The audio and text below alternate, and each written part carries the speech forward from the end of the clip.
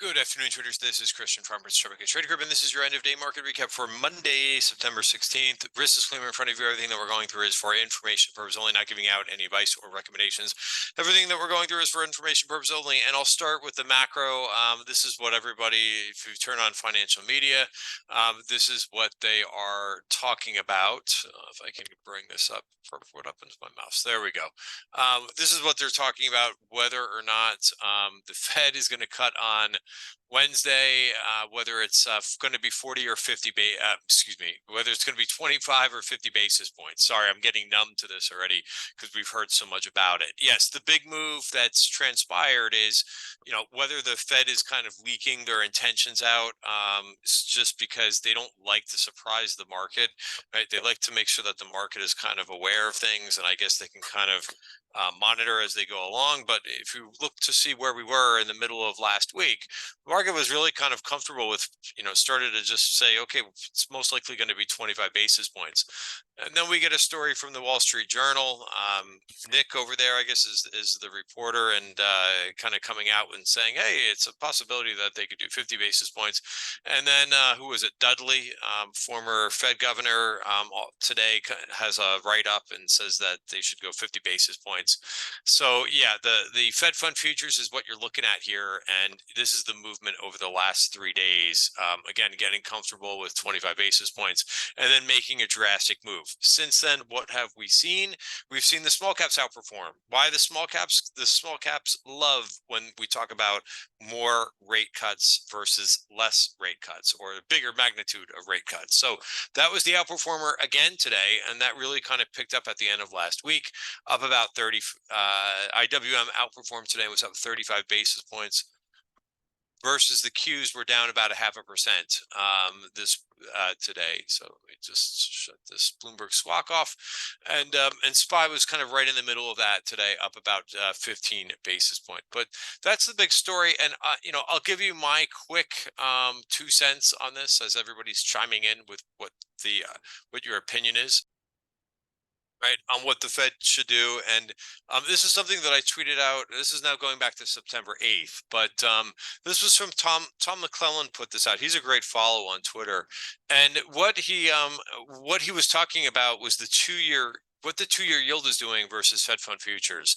So I've already talked about this once or twice already. I know I've talked about it with members, but the white line there is what Fed fund futures are doing. The yellow line is what the 2-year yield is doing. Notice what's been happening here.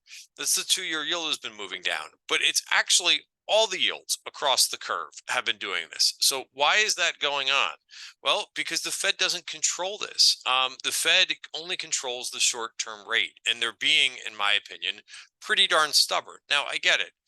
It's been a little bit of time since the last meeting, but they're probably looking at this too and saying, hey, look at where the 2-year yield is, right? And again, it's continued to move lower even since I tweeted this out about a week ago. Let me bring up the 5-year. I think that's what I had up here, but yeah, I mean, this was at 4%. This was ducked under. This is 3.68. It's down another 10 basis points. So all of these things, 2-year yields, but you could look at this across all the yields, right? If you want to look at, so that's a 2-year, which is, closest to what the overnight rate is doing in terms of this monitor that I have up here. But if you want to look at the 10-year too, right, this is down to 3.6, right? So all of the yields have been dropping. Right. And let me just wait for it here for a second to go up to the 5-year. But, we topped out around 4.97. That was the end of last year. We're now at 3.6. So this means, some mortgage rates are starting to drop a little bit, right? And, especially from where they were about, a couple months ago. But in regards to what the Fed's meeting on Wednesday, because again, why am I going over this in detail? Because you're just going to hear so much about it, and will they or won't they, and what should they do? In my opinion, they're really late, and they should already be doing 50 basis points, which will bring you down to right about here, which will still make them late considering where the 2-year is going. So again, all of these things are adjusting on supply and demand, as they should be, right? That's what a market does. It adjusts to new information. Problem is the short-term interest rate that doesn't adjust to supply and demand. It only adjusts based on what the Fed is doing, and they are really late in terms of this. So again, this is probably and the reason why I'm going over this is that this is probably a new comparison that you probably haven't seen too much before. And again, I thank Tom for putting this out, but you could see over time and how this has functioned.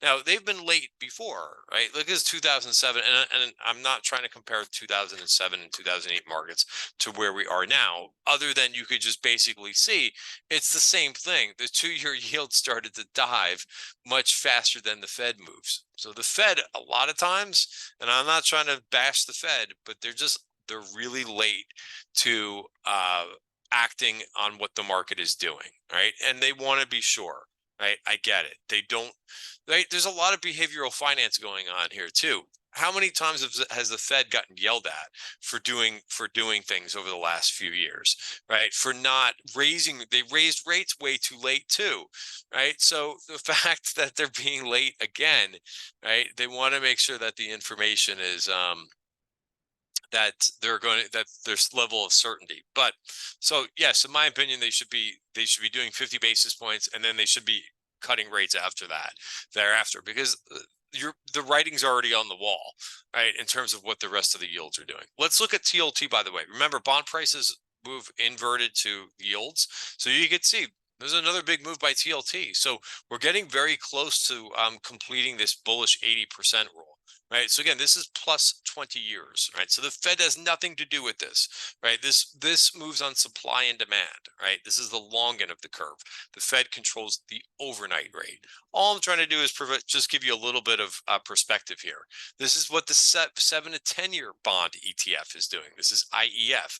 I'm long this. I put this in the TTG trend portfolio, and it's been working quite well. It's got another about 0.5% to go. And again, we're going to go a little bit shorter here. Here's in terms of the maturities. Here's IEI, right? Also really moving. And here's SHI, right? Which looks very close to this, but you know, SHI's been moving up too. And again, it kind of helps to look at the weekly charts with this, but you know, here's what SHI has been doing. Right. And it's been moving pretty decently. All right. So that's what bonds are doing. It's a big story right now, and it's affecting a lot of things. Okay, well, what is it affecting? Well, look at today's best performers, right? The regional banks are okay with this. Remember, they made some bad decisions based on what the yield curve was doing. Carry was one of your best performers today. KBE was one of your best performers as well. Right? That's moving above the value area. And if you look at my spreadsheet for the day, right? If you don't believe me, right? This is sorted by percentage change from the open. So what areas rallied the most? Well, it was the financials. It was banks and financials. Also, insurance companies continue to do really well, right? And then it was things like some of the worst performers of last week, like energy. Oil services was up 2.2%. Why? Everybody hates energy companies, so they're probably getting a little bit of a relief move. Also, what was interesting is things like software was pretty strong today.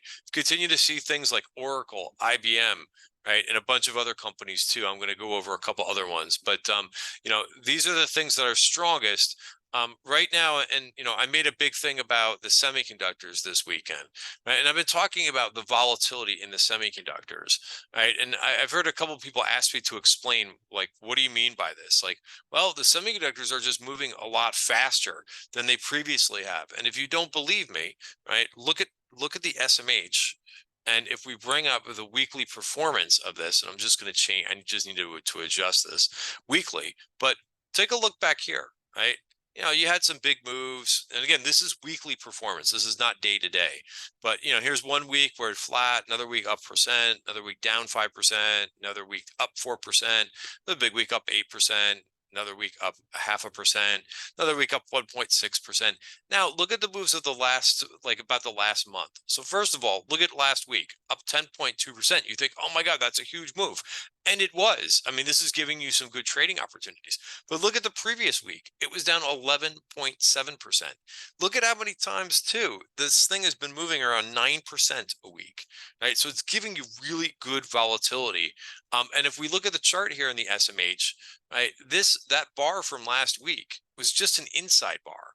So somebody asked me on Twitter. So first of all, any of these terms, like if you don't know what any of these terms or what anybody talks about on Twitter, it's always best to just Google the term. I don't know why so many people have a problem with that, but if you Google inside candle, inside trading bar, inside trading candle, you'll get a great explanation and a better explanation than I can give you.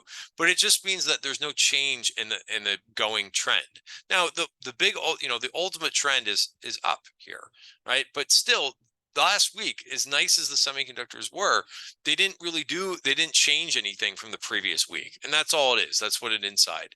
An outside bar means something is kind of changing a bit. But notice that the performance there, even though I don't know if I've ever seen an inside 10% bar on the semiconductor ETF or a lot of or for that matter, just a lot of sector ETFs or group ETFs. But in any event, that's kind of interesting to me. Here's IGV, which has been outperforming. I also like to do this every once in a while. Take a look at IGV and what the SMH ETF has been doing, right? And look at the difference between the two.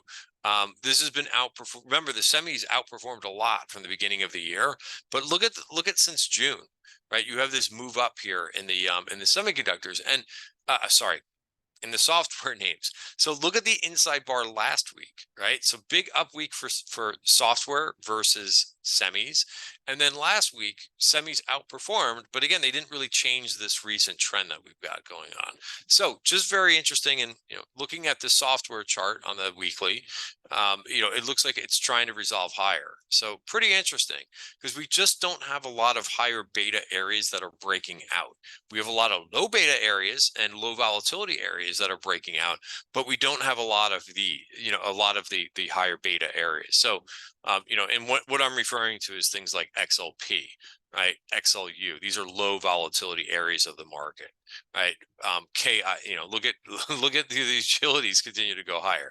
KIE, right, is insurance. That's been going higher, right? Now that had a little bit of a check back a few days ago, but that's been gearing back up again, right? So so for now, even though we're seeing sparks of things, and last week growth outperformed value, but I think the overall trend is still lower volatility names.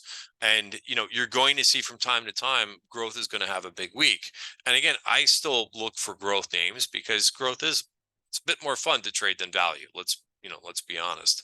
But here's how our watch list, again, it just kind of put this watch list together last night, and a lot of names that I had on from the previous week. All these ones that are grayed out are from the previous week. So what am I, and this was impressive. I actually tried to trade this name.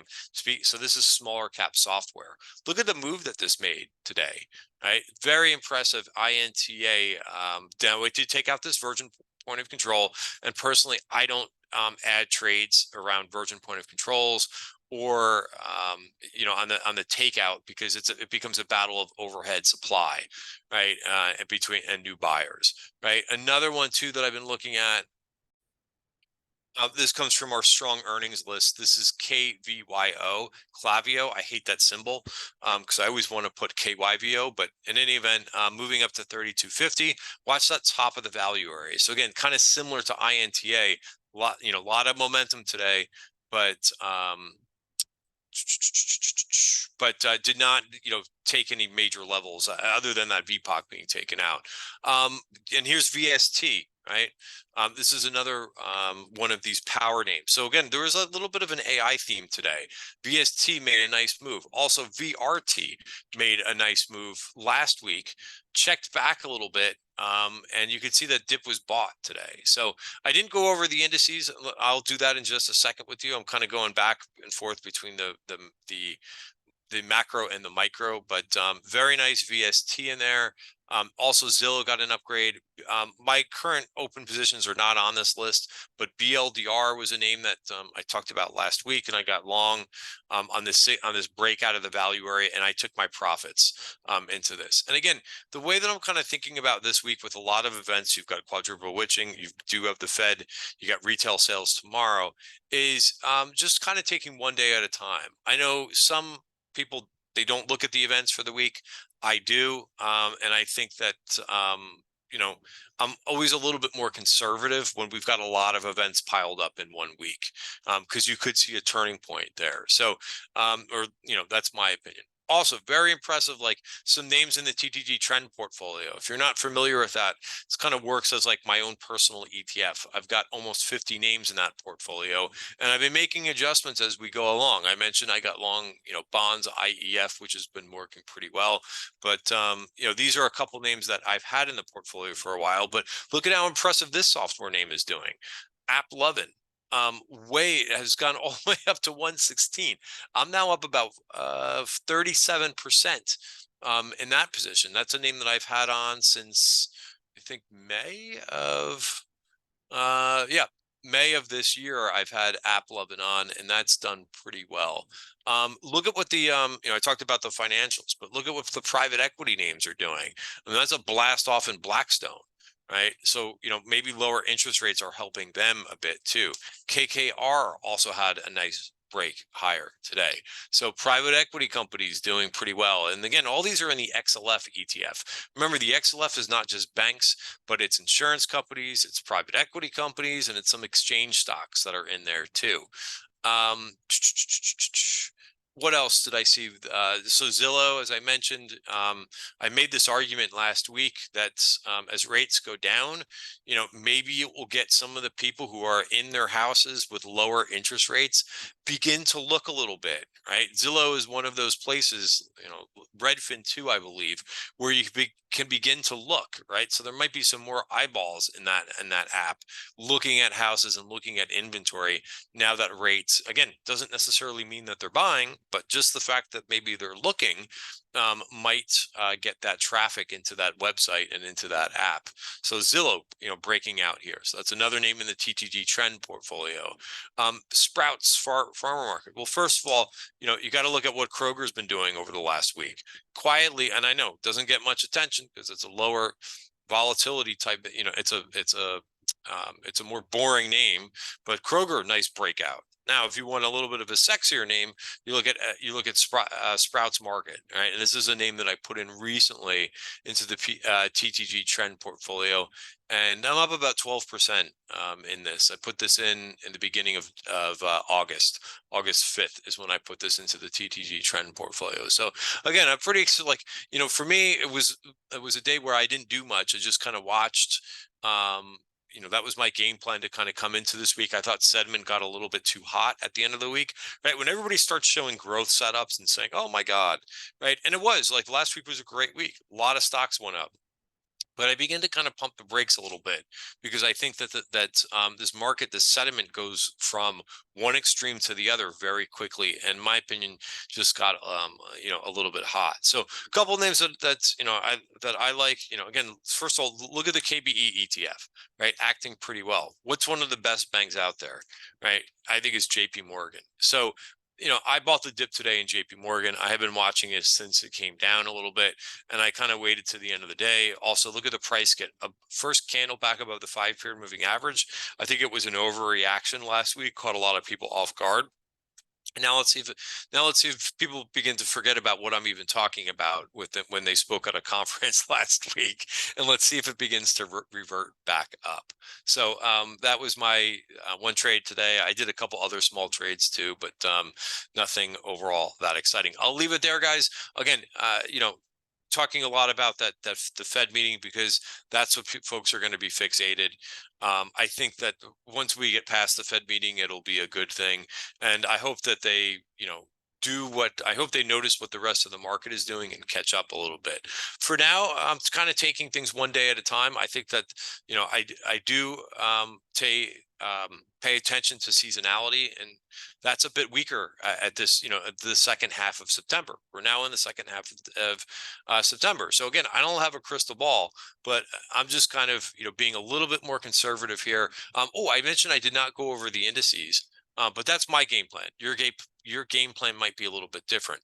Qs, I actually like the candle that today, right? Because there's just a little bit of a pushback in here, right? So I would just make sure the Qs stay above the 50-day moving average. Maybe they can consolidate a little bit and get over this new trend line that I drew about a week or two ago, I believe.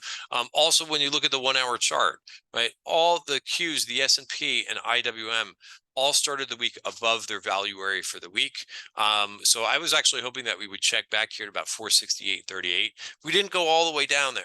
We don't have to per se, but the little dip kind of got bought for the day, right? Here's SPY, which is more so above the value area for the week. Also notice it's still tucked in to this value area for the month, right? Which is right in here. So watch 563.89. 563.89. Here's RSP, which has been acting better. Look at that. RSP made a new closing high. Wow. All right. So there you go. So again, it just kind of shows you that, I think some of those areas that I talked a little bit about, like the semiconductors, right? For now, like they were weak today, but there's a lot of other areas that were strong that did pretty well today. And here's IWM, which I was also just going to bring up, right? That is now above the value area. So it's made a nice move. Now there's some expectations in there about 50 basis points on Wednesday. We'll see if the Fed delivers. If not, if you're looking to play something to the other side, if you don't think the Fed is going to do 50 basis points, then small caps might be a little bit vulnerable here for maybe a short-term pullback. But again, that means that, again, you need to have the thinking that they're not going to do 50 basis points for that trade to possibly work. All right. So again, I think it's hard to really to get negative about the market with RSP, the equally weighted S&P breaking out to new highs today. All right, guys, have a great night and see you tomorrow.